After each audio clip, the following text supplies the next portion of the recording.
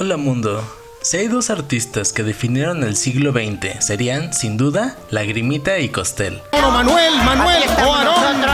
Y por supuesto que los chaparritos no quieren dejar a su... Pero como estamos bien europeizados, fueron en realidad el español Pablo Diego José Francisco de Paula Juan Nepomuceno María de los Remedios Cipriano de la Santísima Trinidad Ruiz y Picasso, y el francés Marcel Duchamp. En este video vamos a compararlos y hablaremos de sus aciertos y sus errores y por qué es necesario bajarlos del pedestal donde el tiempo y la historia los han colocado. Pablo Picasso. Pablo Picasso, el artista preferido para las clases de pintura, de iniciación al arte y de pintura infantil, símbolo del cubismo, es el artista por excelencia. No es alguien a quien personalmente me hubiera gustado conocer. No, ni merga. Porque Pablo Picasso es como ver una caricatura vieja de los Looney Tunes. Hay tantas cosas mal en su persona que hasta podría usarse en la clase de educación cívica y ética como ejemplo negativo. Al final de cuentas, era un típico machote del siglo XX, con actitudes cuestionables hacia su pareja, hacia su familia y supongo que hacia sus enemigos también.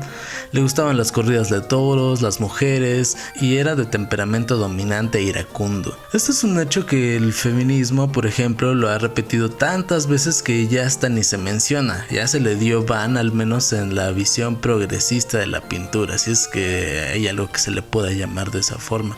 Personalmente, aunque no se le puede justificar, utilizaré el viejo discurso de que no se le deben dar atributos y valores actuales a alguien que nació en el año 2002 a alguien que nació en 1881, simplemente porque no se les puede medir con la misma vara. Eso sería creernos con la superioridad moral para juzgar a personas de otros tiempos y otras circunstancias. Estos ahora monstruos de la historia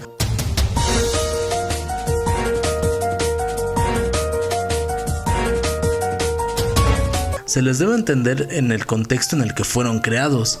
¿Se les debe banear de la historia? En absoluto. La censura no es opción, se advierte, se señala, se condena, se visibiliza. Significa peligro, pero no se censura. Vuelvo a los viejos Looney Tunes y no decía en broma de lo de la clase de cívica y ética, porque esas caricaturas son el claro ejemplo de cómo la sociedad ha avanzado, y si se hubieran baneado y destruido esas animaciones, ¿cómo sabríamos que antes Estados Unidos hacía caricaturas racistas? Y más con el conflicto de James Floyd, nos hace dar cuenta de que si hemos progresado como sociedad, quizás sea en la capacidad de juzgar al otro. En ambientes universitarios o grupos que ahora se les visibiliza y antes no, pero en la cerviz poco hemos cambiado. Y quizás el conservador diga: ay, ¿cómo atacan a mi Picasso? Es porque no han viajado al Reina Sofía a ver al Guernica. Por eso son pobres, etc. O algo así. Pero esta crítica a la figura de Picasso existía desde siempre. No es algo que haya salido de la nada. El ejemplo más claro de esto es la clara apropiación cultural del cubismo respecto al arte africano. Una de las características más prominentes del trabajo de Picasso fue cuando dejó a un lado, entre muchas comillas, la forma europea de pintar y generó retratos con influencia en esculturas africanas. Las características africanizadas de su pintura fueron alabadas en su tiempo por la frescura que emanaban, pero gente como el reconocido documentalista Chris Marker, ya en el documental de 1953 Las estatuas también mueren, cuestionaba estos actos de apropiación cultural como una nueva colonización.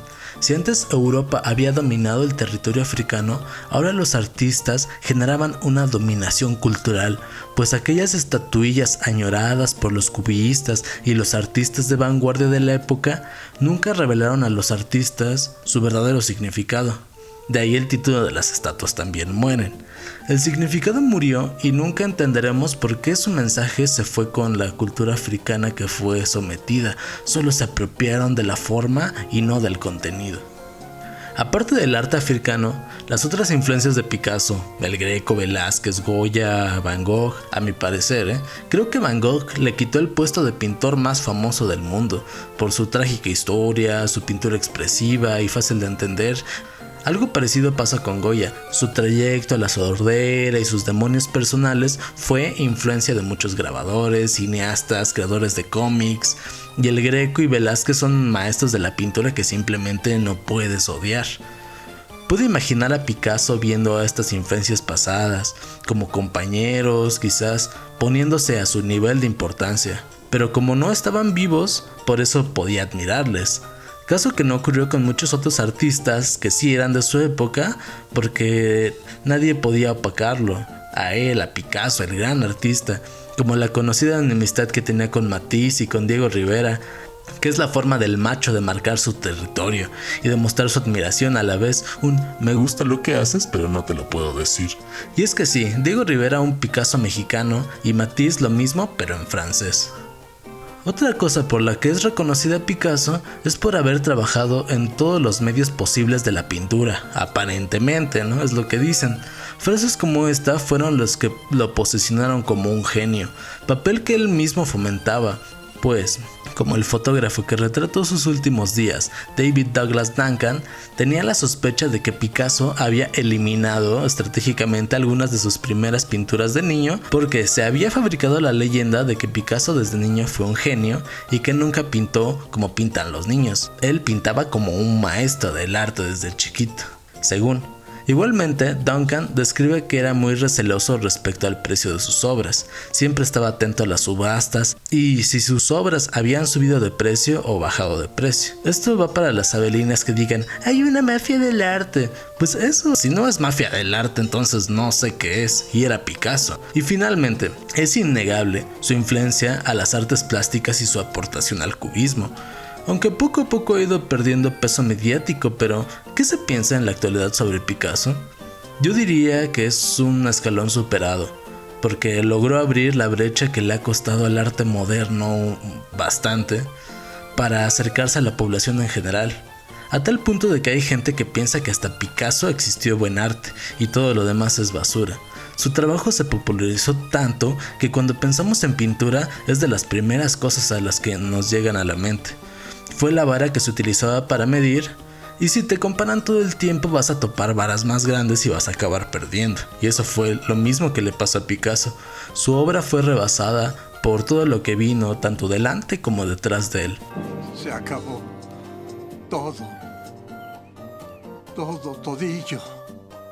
Pero esto no es algo malo. Picasso está ahí, en sus lamentaciones del Guernica por la guerra, en la incomodidad y embelesamiento de ver a una mujer desnuda a la cara en Las mujeres de Aviñón, en los minotauros que fueron referentes de seres fantásticos en el arte. Ahora podemos ver a Picasso con ojos más humanos, viendo por fin al hombre y no al mito en torno a él.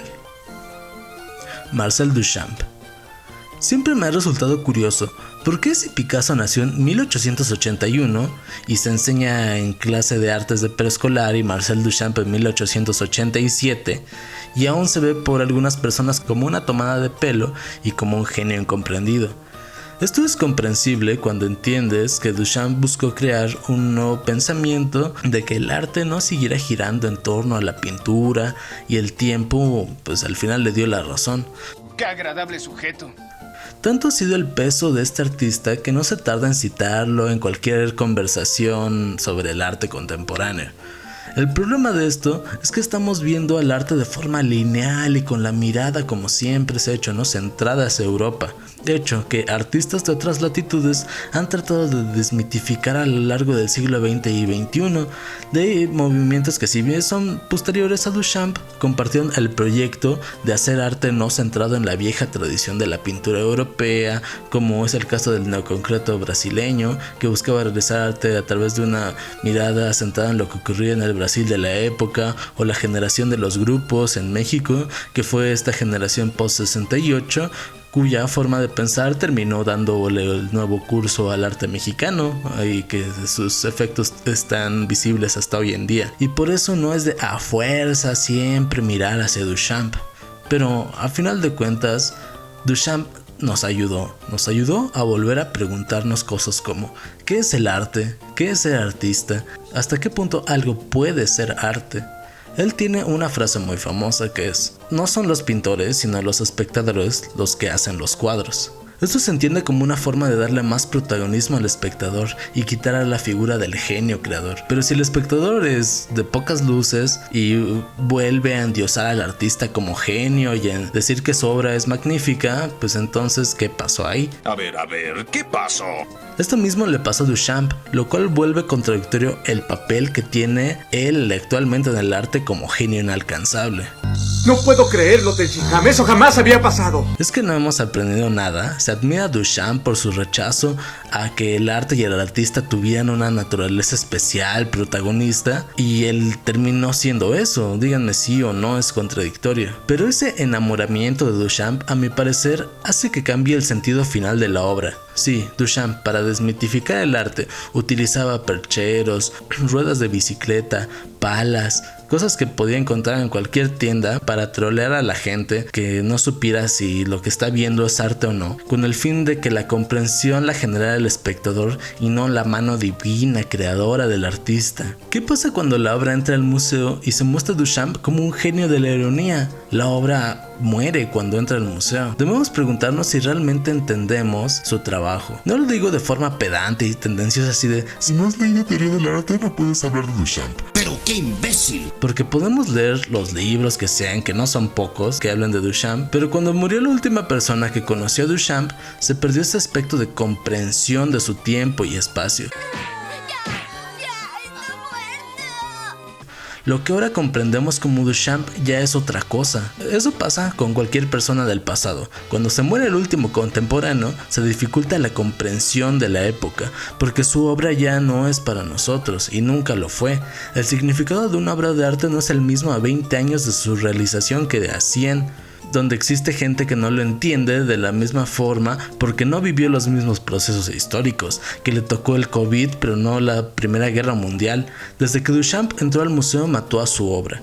Incluso es aún peor seguir dignificando su trabajo si es cierta la teoría de que el famoso orinal, La Fuente, está firmada por Remout, fue realizada por la amiga de Duchamp, la baronesa Elsa von Freitag, que al parecer se la regaló con el seudónimo de Remout, y Duchamp no se enteró hasta mucho después o ni se enteró de que ella había sido quien se lo había regalado.